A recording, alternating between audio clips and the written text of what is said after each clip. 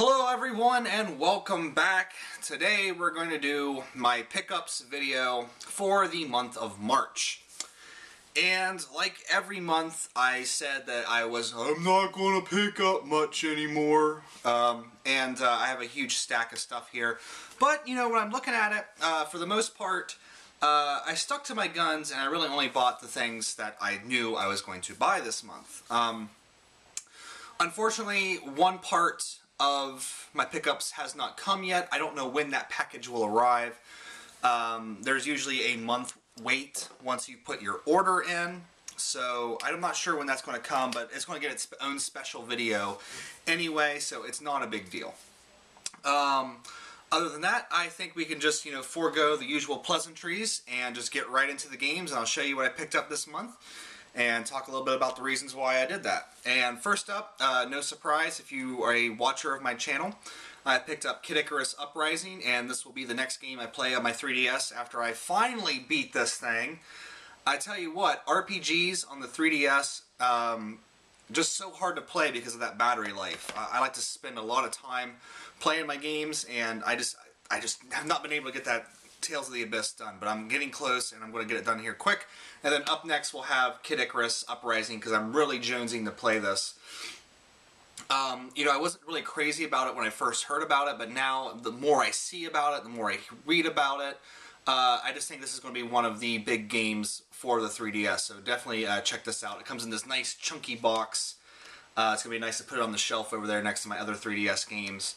Unfortunately, I read that the Circle Pad Pro is just used for left-handed gamers, so they can play lefty. That kind of sucks because I was kind of hoping for a twin stick type control scheme, so I didn't have to use the stand, because when you take this on the go, using the stand is going to be kind of hard.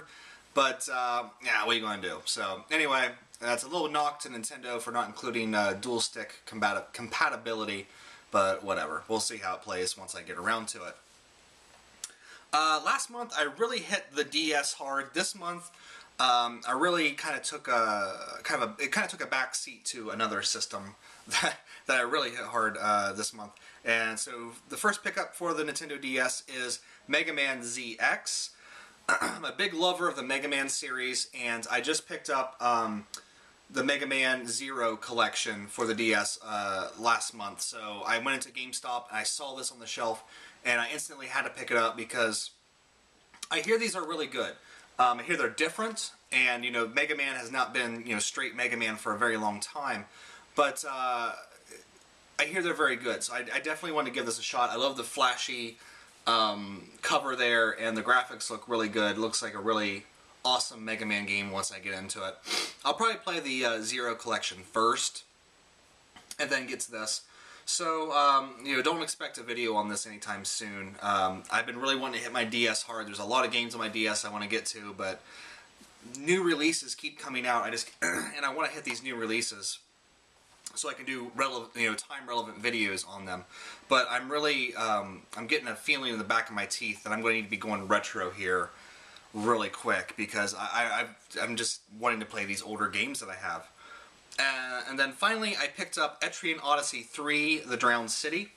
This is a first-person dungeon crawler from Atlas, and it's a little bit different than like the Dark Spire, which I picked up last month, in that you actually have to make your own map as you play. So I actually hear this is pretty hardcore. Listening to the Old Gen Gamers podcast and just listen to Pete Dorr go on and on and on and on and on and on and on about it. I really wanted to go and get it and give it a shot. Plus, it's Atlas, so you have to support Atlas. But I'm definitely looking forward to getting to this eventually, but who knows when that will be.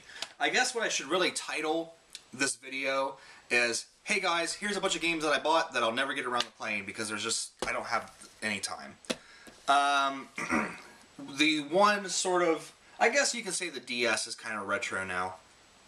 But the one sort of pseudo-retro game that I picked up was I did find Maximo and the Army of Zen for the PlayStation 2. And, I had Maximo, the first Maximo, back in the day with my, back in the day. And I played it, and I liked it, but it was hard, and I didn't ever finish it, and eventually I lost interest in it. I traded it in. Skipped to a few years later, I found it really dirt cheap at a I think at the same store I found this at, Half Price Books. Their Half Price Books is really doing this big thing about buying consoles and games. So always stop in there and check and see what people are dropping off. Because a lot of people don't want to deal with GameStop and things like that, so they'll go to other stores to trade their stuff in. But I picked this up for $4, and it's in really awesome condition. The manual is pristine. The disc does not have a mark on it.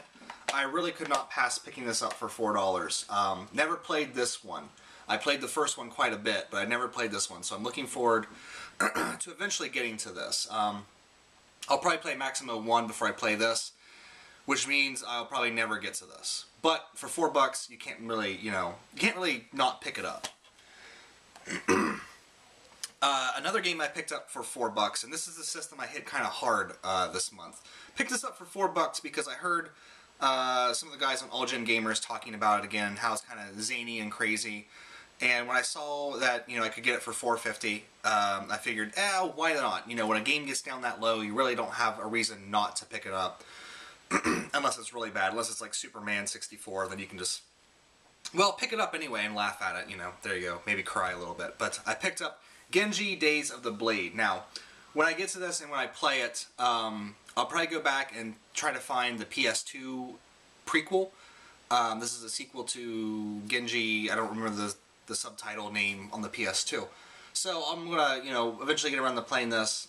It's an action game with some RPG elements, so that'll be cool. But I just listened to them talk about it and decided to pick it up because it was so cheap. I actually don't know how this game plays or anything like that. I just kind of picked it up on a whim. So I guess we'll there's a little surprise here. We'll see how it goes. Usually when I pick up games like this, it usually ends up being something I really enjoy. I really enjoy these sort of underdog games that don't get a lot of attention.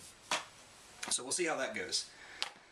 Speaking of underdog games that don't get a lot of attention, this is kind of a thing for I watch Chargeback Forward, and they did a video on this. And while I'm posting this, I'll see if I can go find the video and maybe put it down below, where they kind of talk about how the video game critics sort of attack games for no real reason. Even though they're good games, they just like slam them and destroy them and treat them unfairly. And I'm a big fan of games that get treated unfairly. I like these little hidden gems. And the game I'm talking about is Alice Madness Returns. And I'm a big fan of Alice in Wonderland. Even the Disney-fied version, I think, is wonderfully dark and macabre. It's just such a crazy, crazy zany story that even in it, like I'm saying, even the Disney version, even in its most cleaned up for children version, there's still so much naughtiness in that story that you can't change what's in the story without changing the movie fundamentally. So they had to keep some stuff in, like all the drug references and things like that. But they went on extensively about how this isn't a great game, but it's a very good game, and it's a game certainly worth your time. And I've actually been waiting for this to drop in price. It was $30 new the last time I saw it, and then I just happened to pop in my GameStop and they marked a used copy down to $17, and I said sold. So picked this up. It has an online pass for the original American McGee's Alice. Don't know if that online pass works, but I'm pretty sure that if I really want to get into it, I can just purchase it on the PSN store. I wouldn't see why not. Purchase the online pass, I mean. So I'll give this a shot first and see if I want to go back and play the original Alice.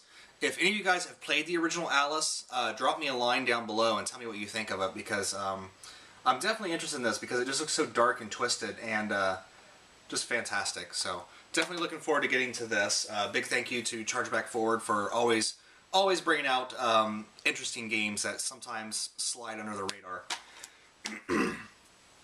And then we're going to get into some of the newer games I picked up. And I was actually planning on playing this before Xenoblade comes out. And depending on how I do with Tales of the Abyss, and then I just felt like shooting stuff one night, so I started playing Halo Reach. So I'm working on that too. That should be done pretty quick if I get around to really hitting it hard. But if I get those done, and I still have some time before Xenoblade comes out, I will go ahead and start Silent Hill Downpour. I'm a big fan of the Silent Hill series, and while I haven't played the last 3 games, I haven't played Homecoming, Origins, or Shattered Memories. I have all of them, I just haven't got around to playing them. The last one I played was The Room, Silent Hill 4. I'm a big fan of the series. I think it's one of the best survival horror games out there. And, you know, people like the Fatal Frames and stuff like that, but I've never really gotten into those. I needed to give those a shot. But for my money, I just love Silent Hill because I'm a big fan of like ghost towns and things like that. And for me, always in this series, the main character has been the town. I just love walking around that creepy, you know, smoky, foggy town. And really kind of excited to give this a shot, you know. I hear it's a bit clunky. The combat's clunky. Combat's never been the focal point of Silent Hill, but people say it's still fun, and a lot of people say this is a really good one, so I guess we'll see how it goes. You know, the critics say it's terrible, users say it's pretty good, so, you know, what do you go with? People who actually play the game or people who get paid to, you know, just talk shit, so. Looking forward to giving this a shot. The only thing I don't like is, I was never really a big fan of, like, Nightmare Silent Hill. And I think the only time that you go to, because there's 3 levels to Silent Hill. There's the real town, that's still a bustling town. Then there's the foggy version of the town, which is empty and kind of decrepit. And then there's the Nightmare, which is all the rust and metal and things like that. And you only go to the Nightmare Silent Hill, and like I think in these little bit of like these little chase scenes. So you don't really get to go down there very much. But it's never been one of my favorite parts of the game. But still, it's kind of weird that, you know, you don't really visit that part very much. So we'll see how it goes. It's 3D compatible, but I don't have a 3D TV, so it doesn't matter. Don't really like 3D anyway. And then, of course, if you know me, I'm a big supporter of JRPGs. I love JRPGs, so I definitely had to pick up Tales of Grace's F. And, you know, if I wasn't playing Tales of the Abyss, I would have played this before Xenoblade came out, I mean. But as it stands, I'm working on finishing Tales of the Abyss. I didn't want to do 2 Tales games at the same time, because the interesting thing about Tales games is they're very technobabble heavy. And what I mean by that is they create their own words for kind of mundane things, really. Like, the big thing with Tales of the Abyss is I'm trying to figure out, you know, they use so many different versions of the word phone, like F-O-N, like phonometry and phone slots and phone slot seals and all this stuff. And it's kind of hard to keep all that jazz straight in your head. It's one of those RPGs that a lot of time, my voice is kind of going there. A lot of the time, you really don't know what's going on because they're just spewing out all these crazy words. So I guess we'll see if it's like that in this one as well. I found that Tales of Vesperia really kind of honed that in a little bit. Really, when they're only talking about Blastia and air kernels in Vesperia, and that was a lot easier to keep track of, those 2 things. But the older Tales games tend to spew a lot of words at you, nonsensical words at you, so we'll see how this one is. I really like the design of it, although I think that the main character, when you see his character in the game, he actually looks like he's like, should be going to like a disco dance or something, I don't know. Not a big fan of his design, but I think you can change their costumes and stuff, so we'll see if I can do that. But definitely want to support Namco because they keep bringing out Tales games here. Hopefully, when we, you know, we're going to get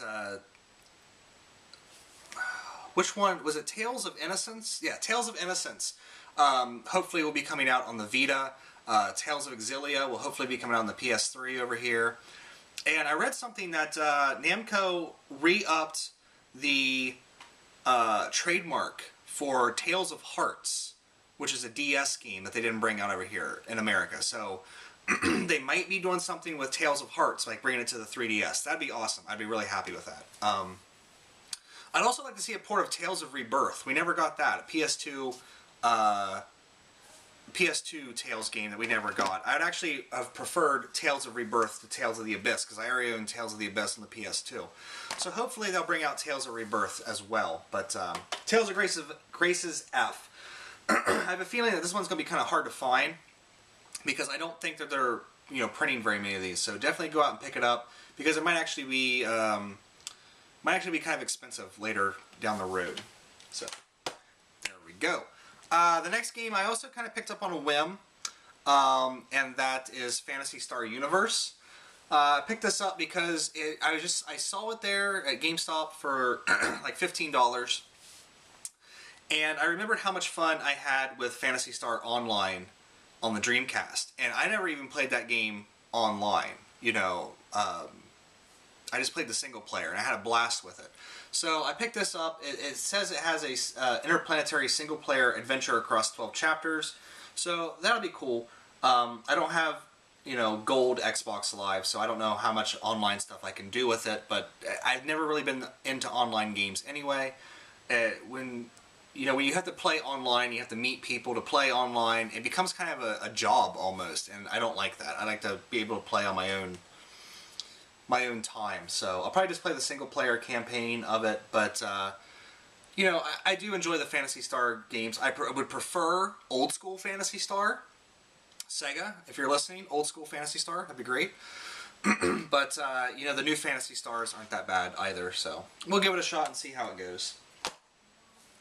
And God, I ate a couple slices of pizza before doing this video, and I think the cheese is making me kind of phlegmy in the throat.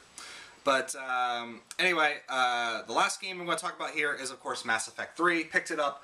I loved it. I loved the ending. And, I know a lot of people are getting on the internet now, and they're all, it wasn't the ending I wanted. Well, you know what? You didn't create the game. And for me, this is still kind of Game of the Year material right here. I don't know if it'll actually, I don't think it'll actually win when we get to December and I start talking about that kind of stuff.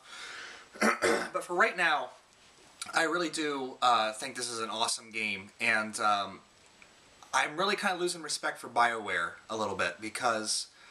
Hold on, guys. I'm sorry. Jeezy Pete's. I'm really kind of losing respect for BioWare because they're backpedaling and they're going to be releasing different endings on the DLC. So, I don't know what to think about that, because on the one hand, we all get up in arms when when they mess with the original trilogy of Star Wars, or when they changed shotguns to walkie-talkies in E.T. I remember people going fucking nuts over that. But with video games, it's just like, oh, I don't like that, change it. And they're going to. It just seems like a weird precedent to start, where if we don't like something, which, people are looking at this game, I don't know what they're looking at it as. I look at these things almost as a work of art. And I wouldn't ask, you wouldn't go back in time and ask Leonardo da Vinci to change that crooked-ass smile on the Mona Lisa. What was she smiling about? Fucking change that. You wouldn't do that. So, if you don't like the ending, so what? There are other games to play. Like, I don't understand how this is like everyone's, I didn't like the story to Final Fantasy 13 the first time I played it. And, and I didn't sit around pissing and moaning and boo. I went on and played another game. There are more games out there, so I don't get it. But with BioWare backpedaling, I think it kind of creates this really weird precedent that works of art. Because, this is a scripted game. It's literature, kind of, film, kind of, that they're going to change it. It just kind of, it's a little weird and a little scary that, we live in these digital times and things can be changed so easily. So, yeah, I don't know. I think it's just a bunch of people on the internet whining about nothing. Get over it. Mass Effect 3 was a great game. It was a great end to the series. And you did have choice, two of your choices, Shepard dies, and one of your choices, he lives. Sorry, spoiler, but, it's going to go one or two ways. He's either going to live or he's going to die, so I'm not really... But, I don't get it. I'm just going to stop talking because it pisses me off. It really pisses me off that people are just whining. Crybabies. All of them are crybabies. No offense, but crybabies. The last couple things I picked up, one was a really big surprise if you saw the video, was the legitimate soundtrack to Final Fantasy 13, which if you are a frequent watcher of my channel or a subscriber, thank you. You know that I bought a collector's edition of the Final Fantasy 13 soundtrack that ended up being a bootleg. And I actually ordered this first, but because Square Enix's site was fucking up all over the place, I didn't think the order went through. So then I went to eBay, found that limited edition soundtrack, and ordered it. And it was so weird because I did not see this on my credit card statement at all until the day it was delivered. And then all of a sudden it was just like, bam, there it was. And so I didn't think I was getting this. So when I did the unboxing, it really was a mystery unboxing because I didn't know what the hell was in there. And it was really kind of a nice surprise. I'm really glad I have a legitimate copy that has Square Enix all over it. And I really do like this soundtrack. And I really do want to go back and give this game another shot. I just don't know when I'm going to get around to doing it. Final Fantasy 13 2, I loved it, and it really makes me think I should go back and give this another shot and, you know, see if I'm missing anything. So, definitely glad I have that now. I still have the bootleg copy. I'm not sure what I'm going to do with it. I thought maybe doing a contest where I, you know, gifted it to somebody, but I don't know if somebody would want my bootleg nonsense. But I don't know. I'll figure something out with it. And then finally, I did pick up the Nier soundtrack. It says Nier Gestalt and Nier Replicant. That's because there's two different versions of the game in Japan. We only got the Gestalt version over here in America. This is a fantastic soundtrack, guys. Definitely pick it up. It's amazing. I love this music so much. Probably, I don't think it would beat Final Fantasy VI, but it's definitely, if I did a top whatever soundtracks, this would probably easily make the top 5. I just think it's that great of music. So definitely check this out. The artwork on it's fantastic.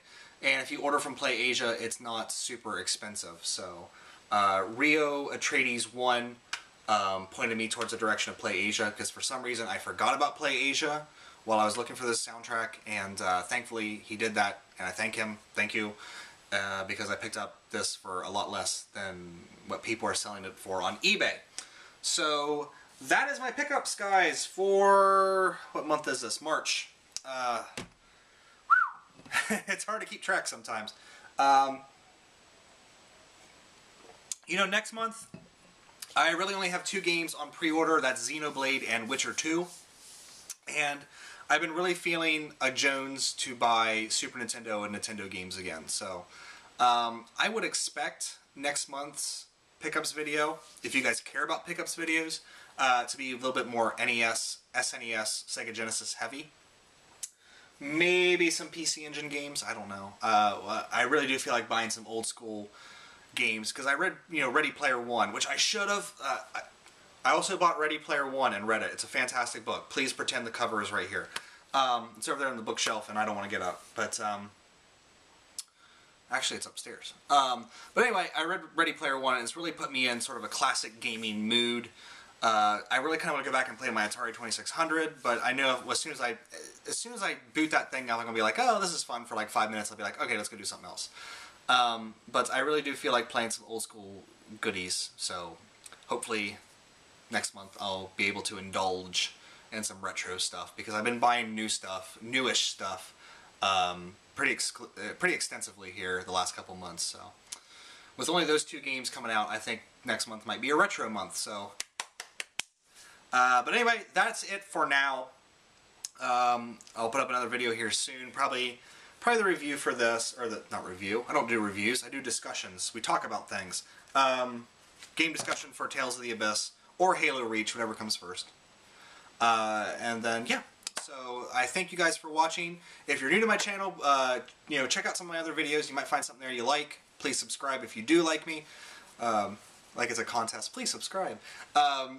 Yes, thank you so much for watching. Take care. I'll see you next time.